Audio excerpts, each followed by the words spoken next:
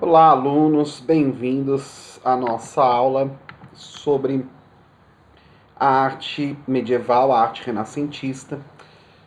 Nesse vídeo a gente vai estar falando sobre a primeira fase do Renascimento, o Trecento, com algumas comparações com a segunda fase. E a gente vai começar então vendo como que na Idade Média, antes do Renascimento, né, as pessoas pintavam desta forma, como tem aqui nas iluminuras. E aí, de repente, o pessoal começa a pintar assim com extrema perfeição, igual tá aqui nas imagens, certo? Não tá certo, tá? Então, depois de vocês terem sido já meus alunos aí por vários meses, eu espero que a gente não caia nesse tipo de pegadinha, tá?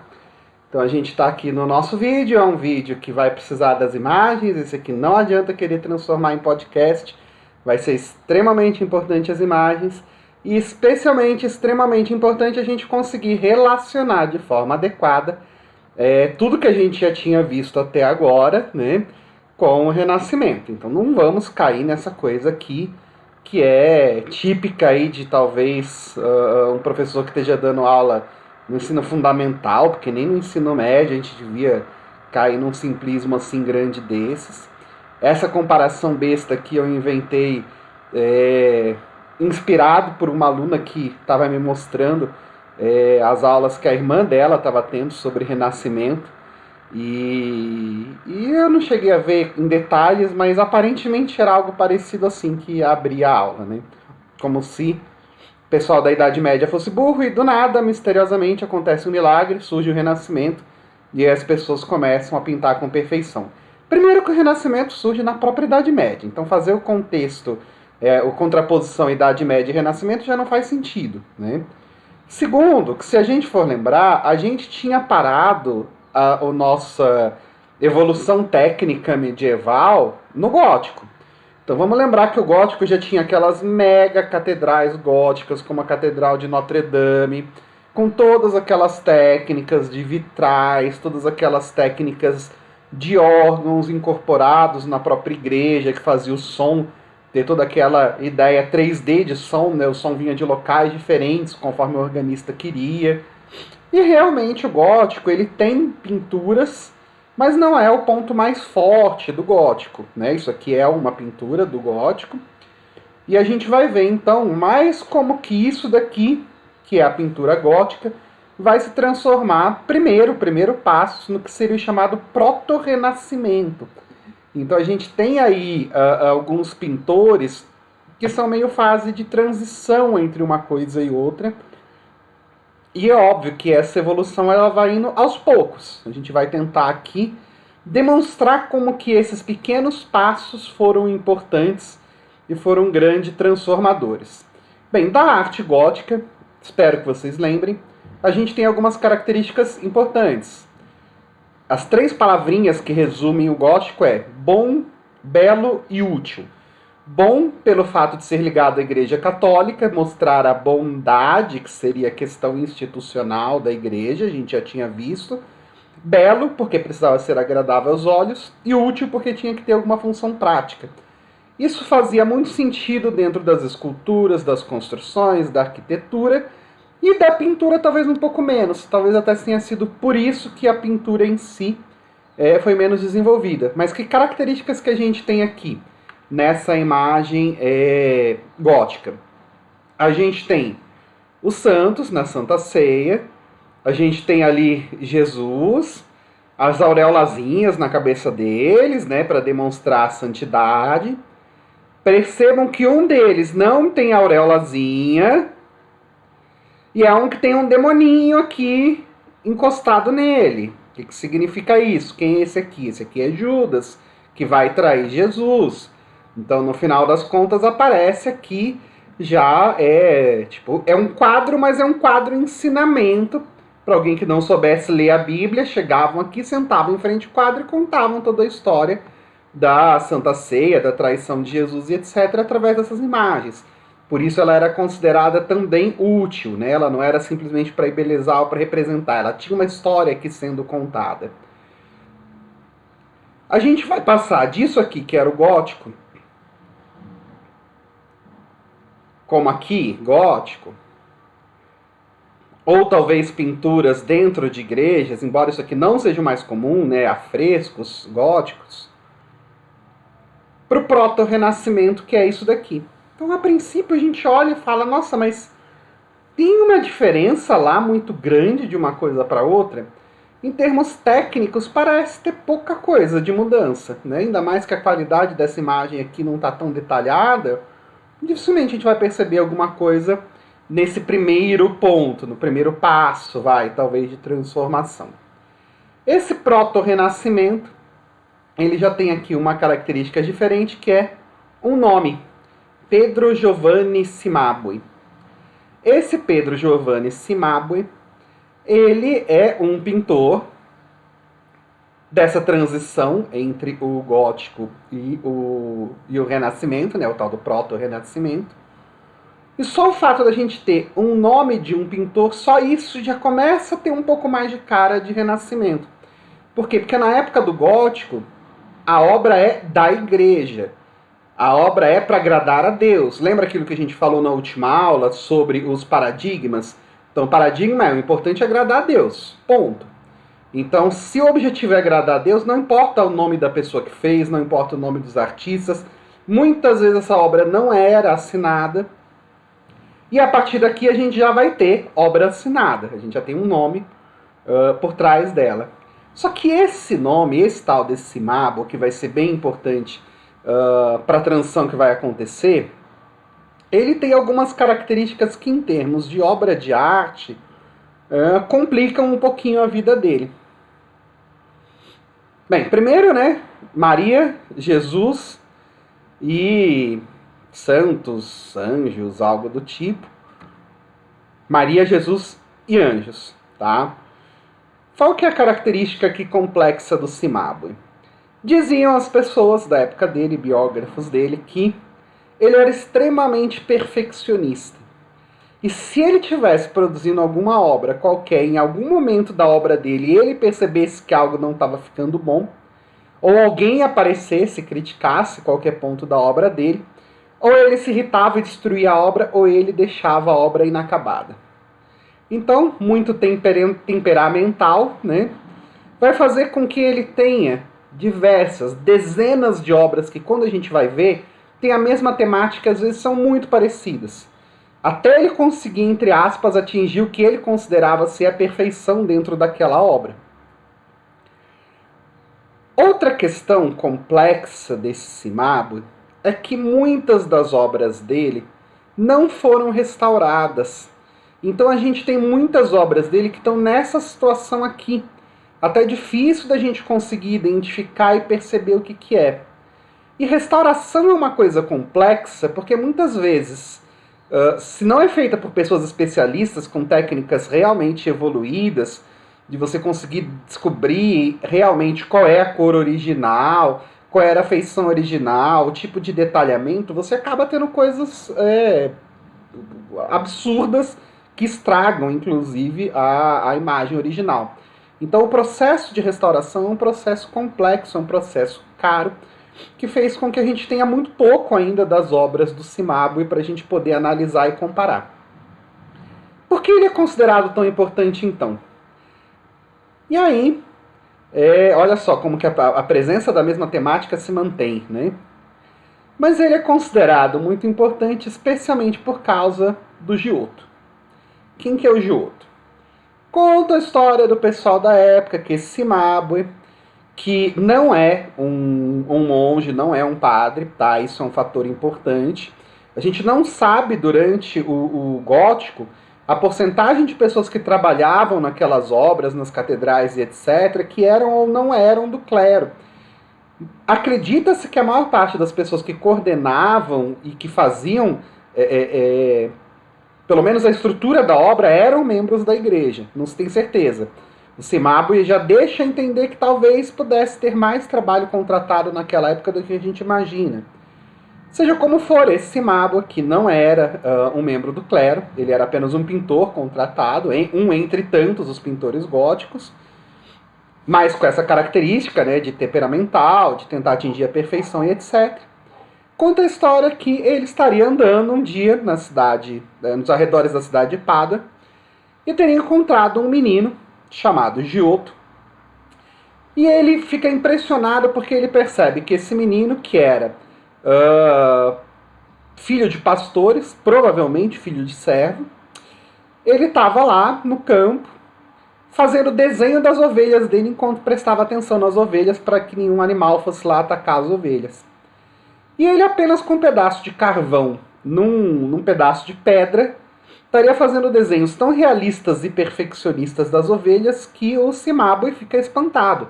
Como é que pode esse menininho conseguir fazer quadros tão realistas assim, sem nunca ter aprendido nenhuma técnica, sem ter nenhum material especial? E aí ele chega, conversa com a família do menino e chega à conclusão de que ele ia pegar o menino como aprendiz. Cuidado que isso daqui não é mecenato, tá? A gente não está falando de um rico burguês que vai pagar um curso complexo em um local distante, nem nada do tipo. Talvez seja um avô do mecenato, mas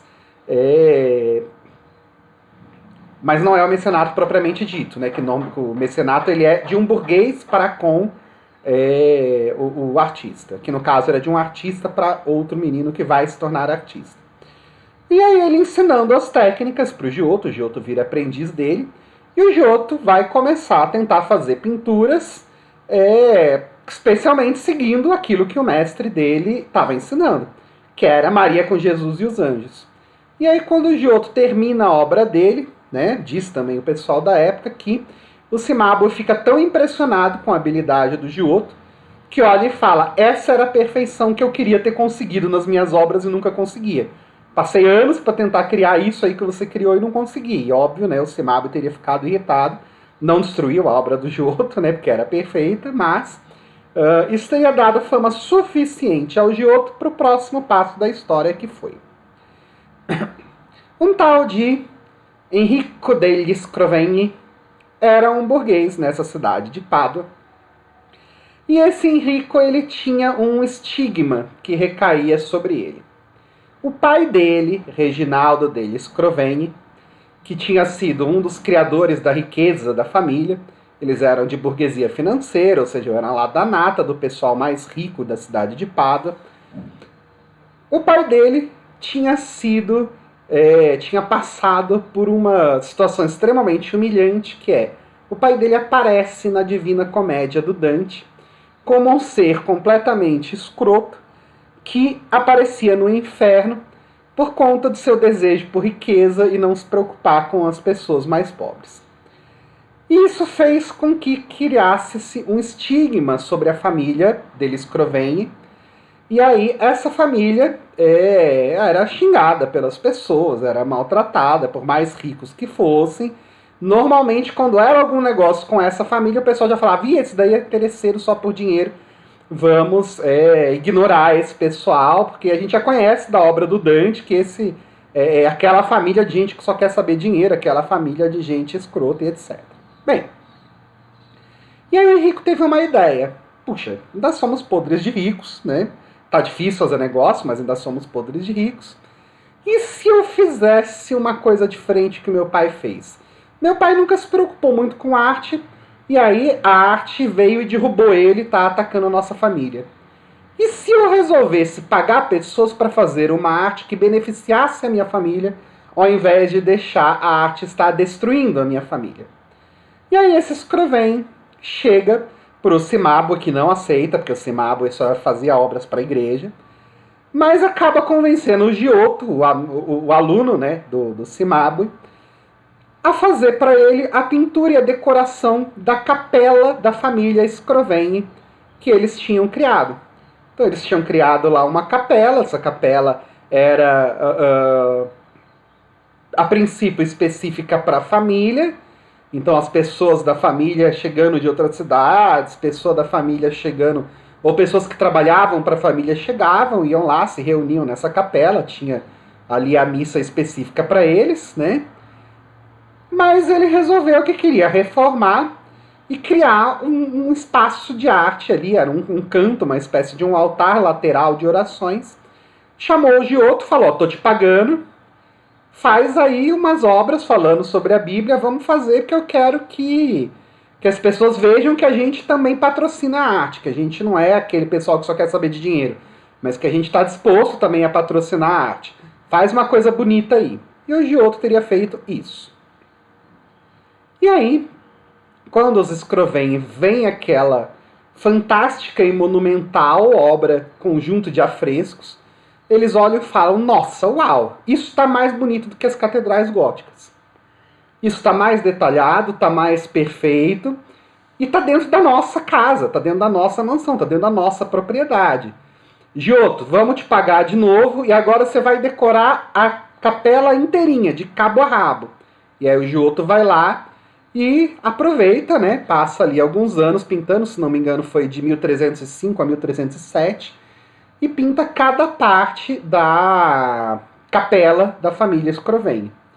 Essa capela ela é ampliada, ela é aberta ao público, e até os dias de hoje, né? Mas naquela época, óbvio, com um impacto fantástico, as pessoas da cidade de Pádua e aí de cidades vizinhas começam a ir para estar visitando a capela, o que vai trazer um prestígio muito grande para essa família. Então a família deixa de ser a família interesseira que só queria saber dinheiro e passa a ser a família amante das artes, a família que quer estar próximo de Deus.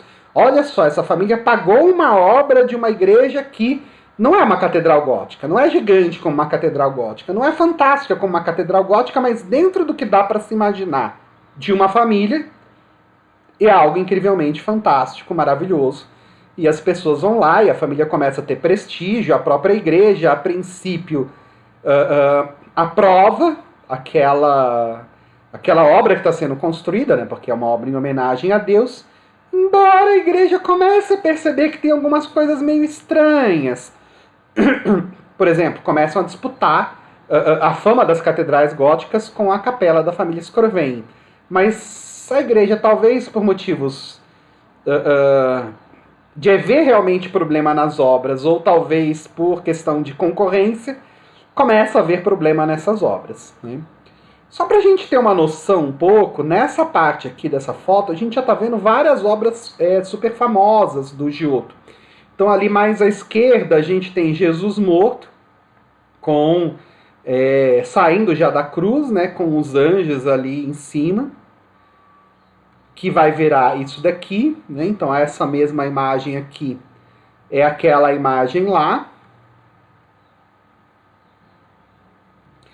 A gente tem aqui à direita o beijo de Judas, que aparece aqui nos nossos slides mais para frente, daqui a pouco a gente chega lá.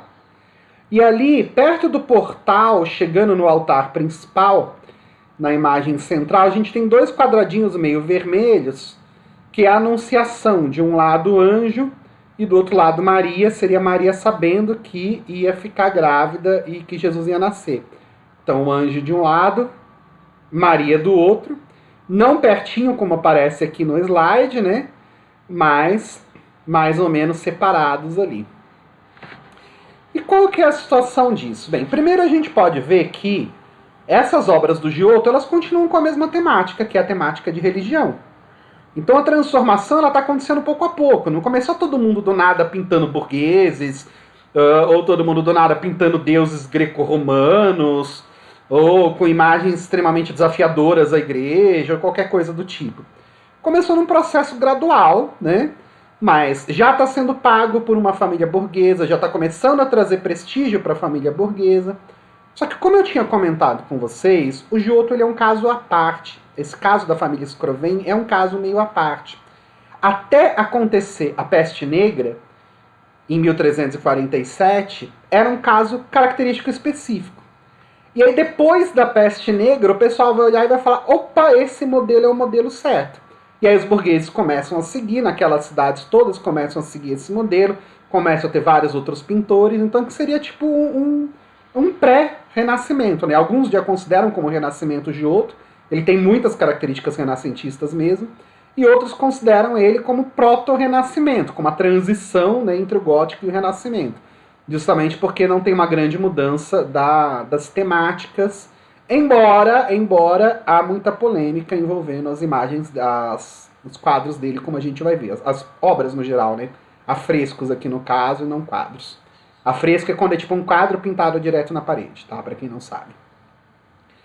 Bem, essa obra aqui, a princípio, parece uma obra bem típica, né? Jesus ali com a sua auréolazinha, os outros santos ali do lado. Então a gente tem Maria, as três Marias, né? Maria Madalena, Maria Mãe de Jesus e a Maria Irmã do Lázaro. Tem Pedro ali do lado olhando e assim por diante. Só que algumas coisas já começam a ser polêmicas. Por exemplo, o pessoal, quando começa a querer arrumar motivos para criticar a família Scrovegni e o Giotto, ou talvez se sentiram ofendidos, ou arrumaram um jeito de provar que estavam se sentindo ofendidos, começam a encrencar. Por que raios de motivo o anjo está tão distante de Maria? Olha lá na imagem original. O anjo não podia estar distante dessa forma de Maria. É uma anunciação, ele conversou direto com Maria. Mas aqui vocês estão demonstrando como se fosse uma coisa distante. Como se Maria não tivesse recebendo de verdade a mensagem do anjo. Aqui é uma cena que mostra o Domingo de Ramos, né? Seria Jesus chegando em Jerusalém com seus seguidores. E segundo a Bíblia, foi feita uma festa de comemoração para a entrada dele. As pessoas todas com ramos de oliveira. Aclamando ele como o Messias que estava entrando na cidade. Mas se a gente for prestar atenção na imagem, não é exatamente o que a gente vê aqui. Tem dois carinhas ali em cima arrancando os ramos de oliveiras e um só aqui embaixo com o ramo. O restante, né, tirando esse cara que está com o ramo e aqueles dois, tem ali uma pessoa que está escondendo a cara. Tem um outro que tá ali meio rastejando, com uma cara meio sem saber direito. Eles não estão abrindo a passagem para Jesus. Tem umas pessoas com umas caras meio mal encaradas, olhando ele. Então, o pessoal já olha e fala, o que você quis dizer com Jesus não estar tendo uma entrada triunfal como a Bíblia diz? Por que você está pintando ele dessa forma tão estranha e a multidão encarando de forma feia Jesus? Aí imagina a conversa, né, do Giotto com o pessoal. Ué, mas Jesus não vai ser crucificado depois? Tá, vai ser crucificado, mas a Bíblia diz que nesse momento ele foi recebido sendo aclamado. Ah, mas eu não sou membro do clero, eu não entendo muito disso, né? Foi aqui o burguês que me chamou para pintar, eu pintei a cena como eu consegui imaginar, o melhor do que eu pude. Tá bom, vai. Só que a coisa foi aumentando. A família Scrovegni resolveu criar uma torre que fosse semelhante às torres das catedrais góticas. Óbvio, não tão alta quanto, né, e não grudada a uma catedral, mas para que as obras do Giotto e outros que eles começam a chamar, especialmente escultores, para fazer imagens da família. Tanto é que se a gente for ver aqui nos Scrovegni, o pai não tem estátua dele, o filho já tem, né? Então, escultores e obras do Giotto para que isso tivesse uma exposição pública. E ainda tinha uma graça a mais, né? Que seria as pessoas subirem na torre e verem a cidade lá de cima. E queira ou não, a gente está acostumado com isso, né? Hoje em dia a gente tem 1000 formas de ver vista aérea. Mas vamos dizer que não era uma coisa muito comum na Idade Média. Então você propiciar um espaço para que as pessoas possam subir e assistir a cidade lá de cima era fantástico. E para quem acha que não é, que mesmo hoje em dia isso perdeu a graça, não sei se vocês lembram o chamado prédio do Bradesco, que tem em São Paulo, hoje em dia ele não é mais do Bradesco, acho que é do Santander, ele ainda ganha um mega destaque por uma vista privilegiada da cidade, o pessoal vai lá no prédio do banco para subir e ver a vista lá de cima, né? Então, quem inventou esse modelo aqui foi a família Scrovegni. E aí o Giotto começa a produzir muitas outras obras. E dentro das muitas outras obras dele, que continuam com temática religiosa, vão aparecendo cada vez mais novas polêmicas que o pessoal da igreja vai colocar. Especialmente quando o Giotto começa a querer representar o São Francisco de Assis. Por quê? O próprio mestre dele já era fã do São Francisco, né? Eles estão um pouco tempo depois do São Francisco. São Francisco ainda é meio novidade. Só que a gente já está naquela época que os franciscanos meio que se partiram em dois. Os espirituais franciscanos, que buscavam tentar imitar o São Francisco, mas eram considerados hereges, e os franciscanos propriamente ditos, mas que estavam pouco a pouco se enriquecendo. E aí o que acontece? O Giotto resolveu que, né, ele podia, já que é santo, né, lembra que aqui só está sendo retratado cenas de igreja. Mas aqui começa a não ser só cena da Bíblia, né? O São Francisco de Assis não é da Bíblia. E aí ele começa a fazer algumas retratações que são consideradas meio estranhas, né? Tá, mas quem que é esse ser aqui? Ó? Ele tem a cara de Jesus, né? Por que ele tem um corpo de galinha, sei lá, eu? Não, calma. Isso daqui ele é um anjo, ele tem três pares de asas. A Bíblia diz que os principais anjos têm 3 pares de asas. E por que ele tem a cara de Jesus, então? Ah, ele tem a cara de Jesus porque, né, os anjos têm a cara de Jesus. Tá, mas olha só, você tá saindo ali, ó, dos pezinhos dele. Tá vendo que tá saindo esses raiozinhos, acertando os pés do São Francisco? E olha só, das mãos daqui dele, bem no local do prego da cruz, tá acertando as mãos do São Francisco. Isso aqui está falando dos estigmas de São Francisco. Então tem que ser Jesus para Jesus estar lá. Por que você fez Jesus com asa? Jesus não é representado com asa. Não, mas é porque, né, foi o anjo que trouxe os estigmas de Jesus para São Francisco. Tá meio estranho. E... O que é isso aqui? Que cena é essa? Ah, é a pregação de São Francisco. Mas por que São Francisco está pregando para as pombas? Cadê a população? Ele não está falando nada para o povo. Está querendo dizer o quê? Que as palavras de São Francisco foram esquecidas? Que o pessoal já não está mais seguindo ele? É isso? Não. É porque São Francisco gostava dos passarinhos, né? Então ele pregava em todo local que ele ia, até para os passarinhos. Bem, e aí a gente começa a perceber que uma obra que não era encomendada pela igreja, mas tinha essa livre interpretação de quem a produzia, ou de quem a encomendava, começava a poder trazer polêmicas e ser usada para coisas que eram consideradas críticas com a igreja. Era uma crítica real ou não? Eu diria que deve ter uma boa parcela de crítica real aí no meio, né? A gente não está na época de Greg Nilsson, onde as coisas são faladas descaradamente, mas aparentemente o Giotto estava sim criticando, o pessoal está se desviando de São Francisco. E aí as coisas vão aumentando em proporção. Por exemplo, a gente tem esse quadro aqui, que mostra uma passagem bíblica onde Jesus estaria andando sobre as águas, ele chama Pedro, Pedro vai lá e começa a andar sobre as águas também. E aí, em determinado momento, Pedro fica com medo dele conseguir andar sobre as águas, e ele começa a afundar, e aí Jesus vai lá e pega ele. Ué, mas essa imagem, o que ela tem de errado aqui? Bem, primeiro, se você for prestar atenção, Jesus tem auréola. Os apóstolos todos ali, os apóstolos têm auréola. Mas cadê a auréola do Pedro? Puxa, Pedro é considerado o principal, né? Pedro, tu és pedra, e sobre essa pedra construirei minha igreja. Teoricamente falando, os papas são sucessores de Pedro. E aqui o Pedro, além dele estar afundando na imagem, ou seja, bem o pior momento da história, o Pedro ainda está sem auréola. Não, mas é porque nesse momento específico, quando ele começou a afundar, ele perdeu a auréola, porque ele estava perdendo força. Giotto. Que história é essa? O que está me acontecendo? Aqui, ó, cerimônia do lava-pés. É Jesus lavando o pé dos apóstolos. Giotto. Porque raio de motivo você fez essas auréolas pretas? O que é esse negócio preto na cabeça deles? Fazendo o quê? Que eles são do demônio, é isso? Lembra aquela obra lá que a gente tinha visto? Ó, deixa eu voltar lá. Lembra na obra gótica? Como que era?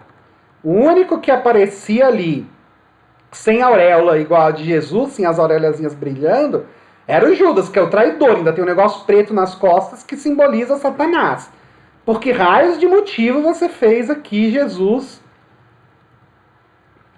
e os outros apóstolos? Só Jesus é que tem auréola, os outros todos estão com essa auréola preta. Não, é porque eu queria dizer que a auréola de Jesus brilhava mais que a dos outros.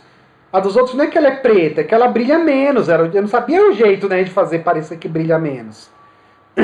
E aí a coisa começa a ficar mais tensa. Ah, que esse aqui é uma obra de São Francisco. Jesus, por que São Francisco está com a auréola e os outros não? Ué, mas só São Francisco é santo, né? Os outros não são santos. Ah, tá, tudo bem, Giotto, mas... Bem, não tem muito o que falar, mas a questão é que isso aqui é a cúpula da igreja. Pessoal que são os bispos, arcebispo, papa, todos eles ali, sem nenhuma auréolazinha em destaque. Ao São Francisco com a auréola, tudo bem que os seguidores dele não estão com a auréola, mas se alguém for ter que perceber onde está a santidade aqui, vai perceber que está do lado de São Francisco, que está com roupinha igual a ele, né? O que você está querendo dizer? Que a igreja não é santa como São Francisco? Olha só, essa daqui é a última ceia do Giotto. Giotto, você colocou a auréola preta na cabeça de todo mundo de novo. Mas eu já expliquei para vocês. Mas Giotto, 1, 2, 3, 4, 5, 6, 7, 8, 9, 10, 11, 12. 12 apóstolos, todos estão com a auréola preta. Cadê Judas? Ah, Judas está aí no meio. Tá, Judas está aí no meio com a mesma auréola preta igual a dos outros. O que você está querendo dizer com isso? Judas não tinha traído Jesus ainda, então ele ainda era meio santo. Bem, aí vocês começam a perceber como que em coisas pequenas de imagens que pra gente podem passar batidas, começava a ter uma certa contestação de um status quo da sociedade, que faz muito mais sentido para eles agora do que pra gente hoje, né?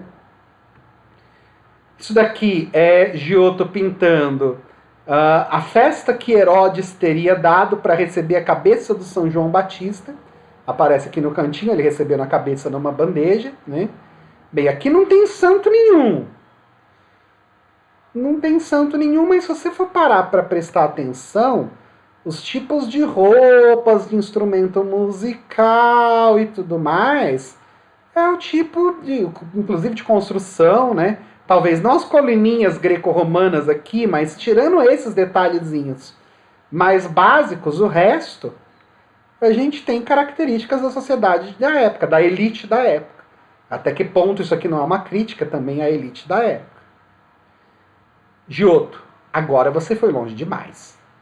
Por que raios de motivo Jesus está carregando essa cruz, que é um T, não é uma cruz?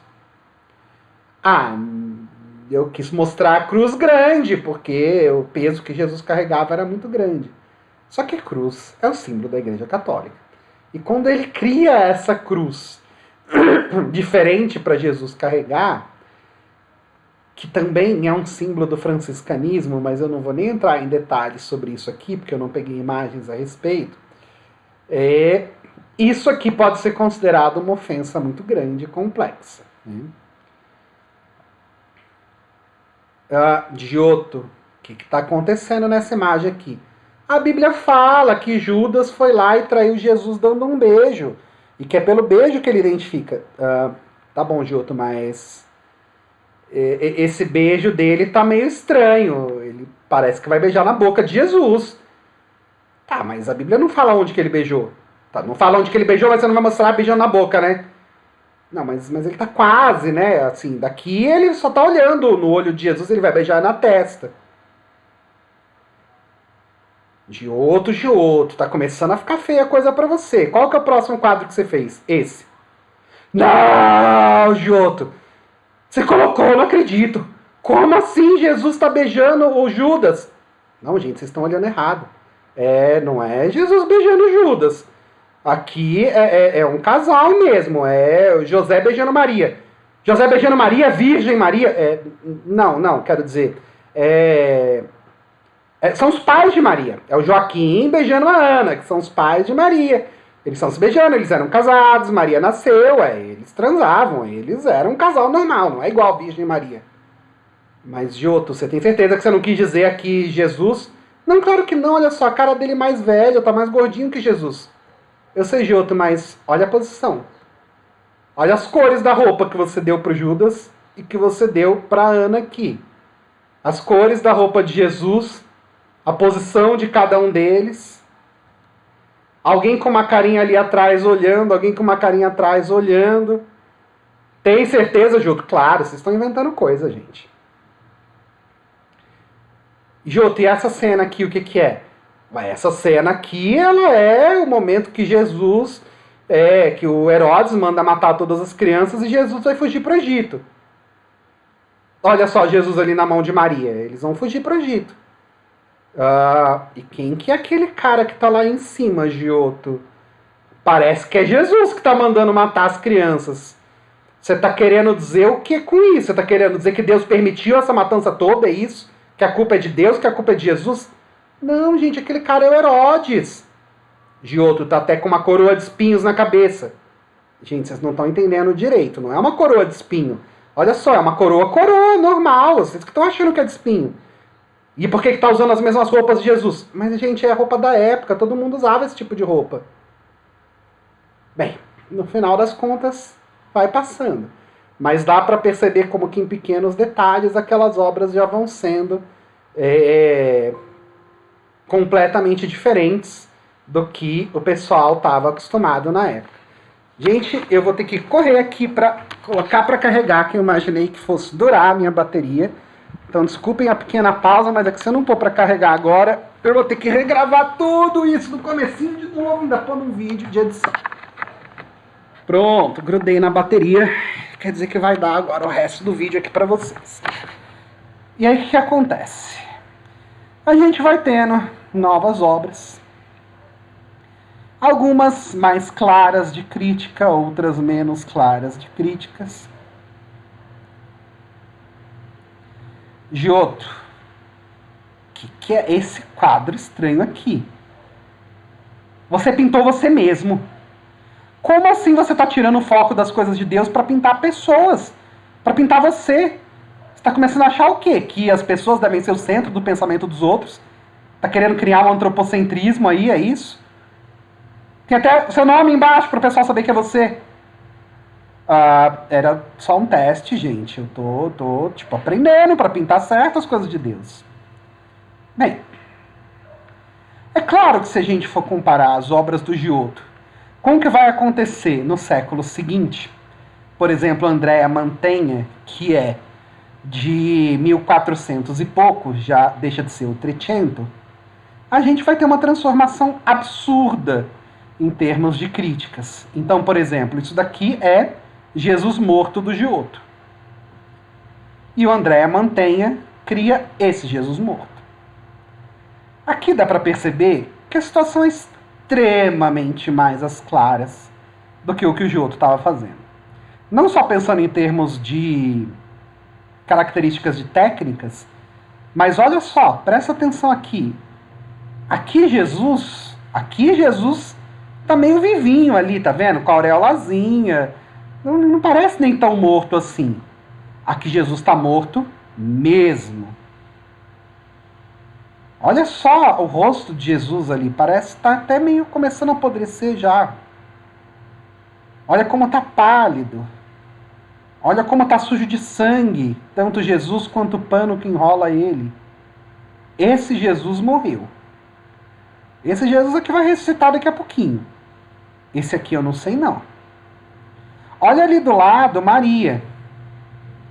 Mas Maria tá velha. Por que raio de motivo Maria tá velha? Bem, se Jesus morreu com 33 anos, Maria era a mãe de Jesus, e na época não existia Avon nem Natura, então Maria tá com a cara de uma mulher da época, lá dos seus 50 anos, que deveria ser a cara de Maria, ainda mais com a expressão de choro, de dor, né? Mantegna não colocou a auréola em Jesus. Claro que colocou, gente. Imagina, ele vai querer ser morto pela Inquisição? Não, a auréola aqui na cabeça de Jesus. Mas tá tão fraquinha, mal dá pra perceber. Cadê a auréola na cabeça de Maria? Eu acho que pela minha configuração aqui de tela nem dá pra perceber, mas também tem uma mínima auréolazinha aqui em volta da cabeça de Maria. Mas é algo muito, muito, muito, muito mais gritante do que o Giotto estava fazendo. É claro que Mantegna tinha como vantagem que na época dele a família, que era mecenas dele, também tinha controle do papado, né? Então aí dá bem menos chance de você ser morto pela Inquisição, desde que você consiga ali controlar uma coisinha ou outra com uma boa resposta, mas não vai recair sobre você. Tipo como se você for presidente e puder trocar quem é presidente da polícia, quem é chefia da Polícia Federal, e aí quem tiver sob seu comando, por exemplo, seus filhos, não vão poder ser perseguidos pelos crimes que aparentemente cometeram, da mesma maneira que o Mantegna tinha essa proteção papal, né? Então não vai correr risco de acontecer nada com ele. Giotto no quadro dos Reis Magos. Andréa Mantenha, no século seguinte, no quadro dos Reis Magos. Dá para ver aqui a auréolazinha, né? De Maria e de Jesus. Mas olha a cara dos Reis Magos. Olha a cara desse cara aqui. Ele não parece estar muito contente de estar indo lá dar presente para Jesus, não.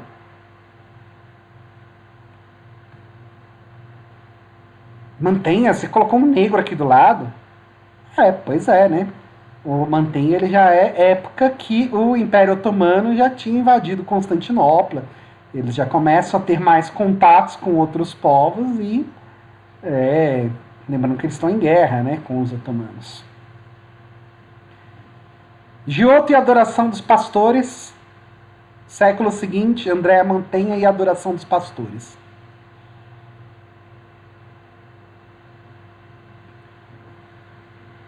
Olha o tamanho dos pastores comparado às outras pessoas, tudo bem, é para dar a impressão que ele está mais perto. O tamanho dos pastores comparado a Jesus, olha como os pastores estão pobres, sarrapados.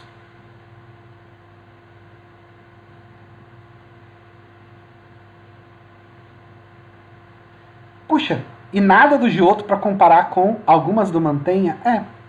Porque o Mantenha começa a pintar também, por exemplo, um centauro, corpo de cavalo e parte de cima de gente. Começa a pintar outros deuses, por exemplo, Hermes, Marte, Afrodite. Então chega um determinado momento que eles rompem por completo com aquele modelo da igreja. Isso vai acontecer já na segunda fase, mas aí essas fases mais finais do Renascimento já ficam para outro vídeo.